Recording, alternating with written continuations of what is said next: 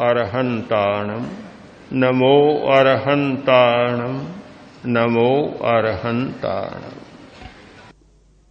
एक समस्या भय जो हमारे मनोबल को क्षीण करता है, बहुत बड़ा कारण है। पता नहीं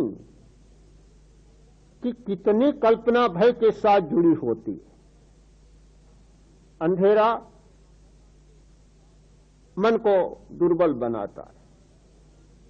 मुझे ज्यादा विस्तार देने की जरूरत नहीं, बहुत सारे लोग जानते हैं कि अंधेरा होता है और किस प्रकार की कल्पनाएं उठती हैं।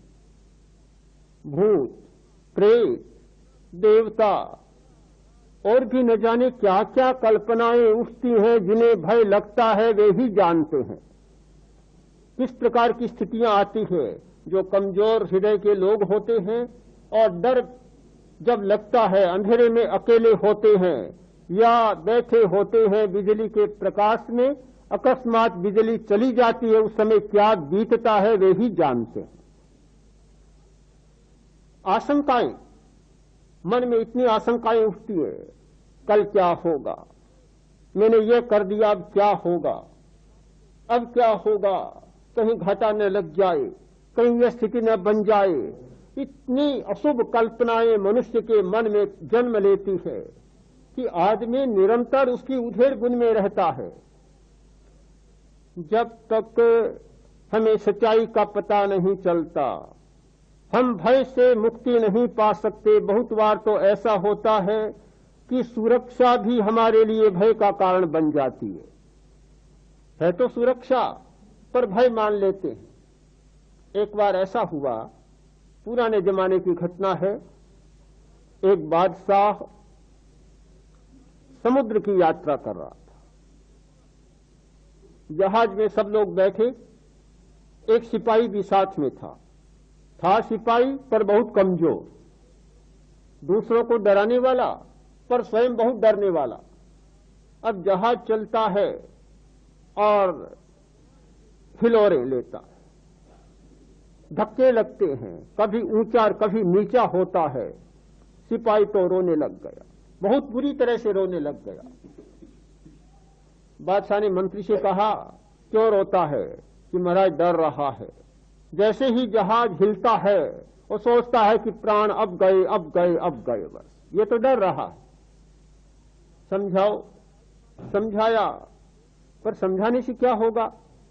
समझाने की बात तो सब तो हमारे दिमाग तक पहुंचते हैं, और जहां डर लगता है, जहां भय पैदा होता है, वहां तो सब जाते नहीं। एक मिनट रुकता है और फिर जैसे ही हवा तेज आती है, जहाज उलटता है पुलटता है, धक्के लगते हैं और जोर जोर से चिल्लाने लग जाता।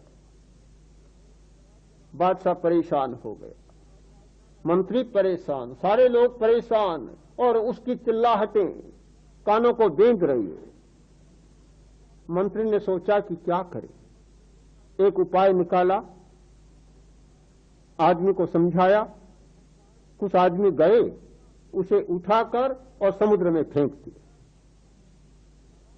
फेंका और तो चिल्लपों शुरू हो गई। बहुत चिल्लाया, रोने लगा, डूबने लगा, डूबता है तैरता है, डूबता है तैरता है। आदमी कूदे, तैराक थे, और पकड़ कर ले आए, बिठा दिया, बिल्कुल शांत, बिल्कुल रोना बंद। अब जहाज चल रहा है पर रोना नहीं। बादशाह ने कहा, मंत्री क्या कर दिया तूने, क्या हो गया? अब रोना कहां चला गया? कि मेरा अब नहीं रोएगा। क्यों? कि पहले इसे पता नहीं था कि जहाज में कितनी सुरक्षा है। हम अथाह पानी के बीच में बैठे हैं, जहाज में बैठे हैं, कितनी हमारी सुरक्षा जहाज कर रहा है इस बात का पता नहीं था। थोड़ा सा जहाज हिलता था, रोता था। जब पानी में गिर गया, डूबने लगा और डूबने की स्थिति का अनुभव हुआ, तब पता चला कि जहाज का कितना मूल्य होता है। अब यह नहीं रोएगा। सचमुच हमारे जीवन में ऐसा होता है कि सुरक्षा को भी हम असुरक्षा मान बैठते हैं, अपनी कल्पना के कारण और अपने भय की आशंका के कारण। आशंका की वृत्ति बड़ी विचित्र होती है। कितनी प्रकार की आशंका आदमी लिए चलता है। मेरा विश्वास है कि जो व्यक्ति ध्यान में नहीं उतरता और ध्यान के द्वारा सच्चाइयों का अनुभव नहीं करता, वह व्यक्ति आशंका की समस्या से अपने आप को कभी नहीं छुड़ा पाता। बुढ़ापे में क्या होगा, बीमारी में क्या होगा, अमुक स्थिति में क्या होगा, लड़के ने विद्रोह कर दिया तो क्या होगा, पत्नी ने रोटी बनाना बंद कर दिया तो क्या होगा, क्या होगा, कभी अंत नहीं आता जीवन में। हर घटना के पीछे क्या होगा की आशंका जुड़ी हुई है। कोई दुनिया में दवा नहीं जो इस आशंका को मिटा सके।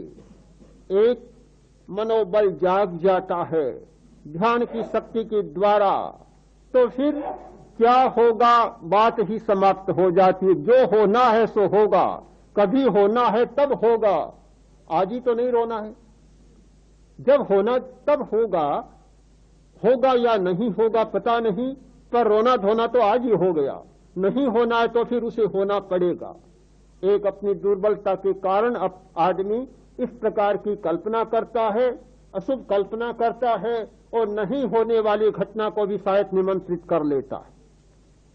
हम इस सच्चाई पर ध्यान दें कि जिस प्रकार का मानसिक चिंतन बार बार होता है तो न होने वाली घटना के भी घटित होने की संभावना हो जाती है। यदि मनोबल मजबूत होता है और उन सारी अशुभ आशंकाओं को टाल देता है तो होने वाली घटना भी टल जाती है। ध्यान एक बहुत बड़ी सच्चाई है, ध्यान एक बहुत बड़ी शक्ति है और शक्ति के विकास का बहुत बड़ा रहस्य है। मैं मानता हूं कि हमारी दुनिया में बहुत सारे कारण हैं जो हमारे मनोबल पर अपना प्रभाव जमाए बैठे। दो तीन कारणों की चर्चा करना चाहता हूं। एक अंतर्ग्रही जगत, एक हमारी ग्रंथियां और एक हमारा सौरमंडल। चेतना को खोजना है तो ग्रंथियों के स्तर पर खोजना होगा, लेस्या या भावधारा के स्तर पर खोजना होगा। एक तत्व है लेस्या, चेतना की एक अवस्था का नाम है लेस्या। जो चेतना तेजस शरीर के साथ, सूक्ष्म शरीर के साथ काम करती है, उस चेतना का नाम है लेस्या और उसे कुछ लोग वृत्ति भी कहते हैं, वृत्ति स्तरीय चेतना। भावधारा, एक हमारी भावधारा की चेतना, और वह भावधारा की चेतना प्रकट होती है हमारे शरीर में। वह प्रकट होने का तंत्र है ग्रंथि तंत्र, हमारे शरीर की ग्रंथियां, जो आज के शरीर शास्त्र की भाषा में जो हमारे शरीर में कुछ ग्रंथियां है, pineal, pituitary, thyroid, parathyroid, adrenal, gonads आदि आदि। इन ग्रंथियों में वह चेतना प्रकट होती है और वह प्रभावित होती है सौरमंडल के द्वारा। तीन बातें जुड़ जाती है, चेतना, ग्रंथियां और हमारा सौरमंडल। सूर्य हमारी ग्रंथियों को प्रभावित करता है, चंद्रमा हमारी ग्रंथियों को प्रभावित करता है, मंगल बुध हमारी ग्रंथियों को प्रभावित करते हैं, बृहस्पति हमारी ग्रंथियों को प्रभावित करता है।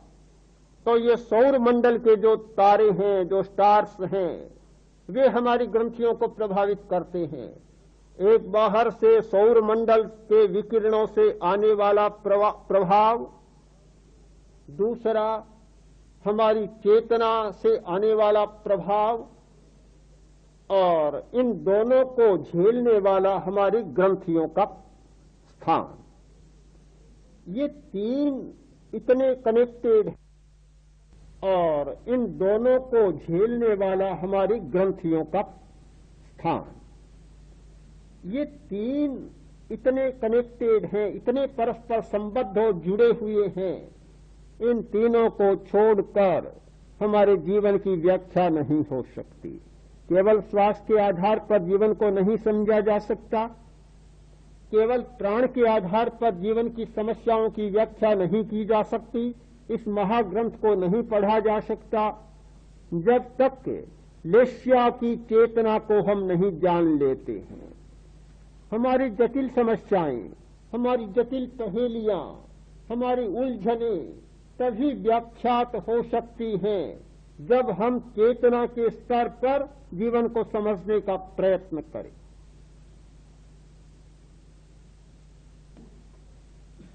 क्यों क्रोध करता है, क्यों भय करता है,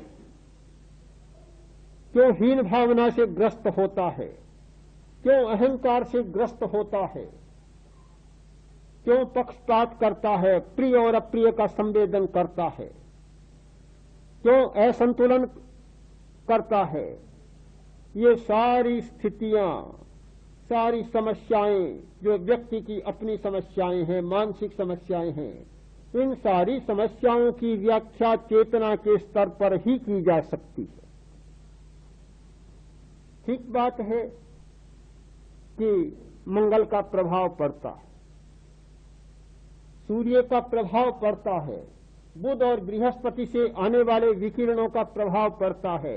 यह कोई अंधविश्वास नहीं है, मैं ज्योतिष को अंधविश्वास नहीं मानता, बहुत वैज्ञानिक बात है कि ये सारे विकिरण प्रभावित करते हैं व्यक्ति को। पर कब करते हैं? जब हमारी चेतना की स्थिति उसके अनुकूल होती है। यदि हम चेतना की स्थिति को बलवान बना लेते हैं, उसके प्रतिकूल बना लेते हैं, तो विकिरण आते हैं, स्पर्श करते हैं, पर अपना प्रभाव नहीं डाल पाते। आपने सुना होगा एक ज्योतिषी सामुद्रिक जो हस्तरेखा को जानने वाला सुकरात के पास आया, आकर बोला कि मैं आपका हाथ देखना चाहता हूं और आपके भविष्य की घोषणा करना चाहता हूं। सुकरात ने कहा, ज्योतिषी, मेरा भाग्य मैं पलट चुका हूं, मैं मेरे भाग्य का नियंता बन गया हूं, जब जैसा चाहूं वैसा पलट सकता हूं। तुम क्या देखोगे, मेरी कुंडली को, और क्या देखोगे, मेरी हस्तरेखा को। मैं स्वयं अपने भाग्य का स्वामी हूं। तो जो व्यक्ति चेतना के स्तर पर अपने आप को बदल लेता है, फिर बाहर का प्रभाव कम होने लग जाता है।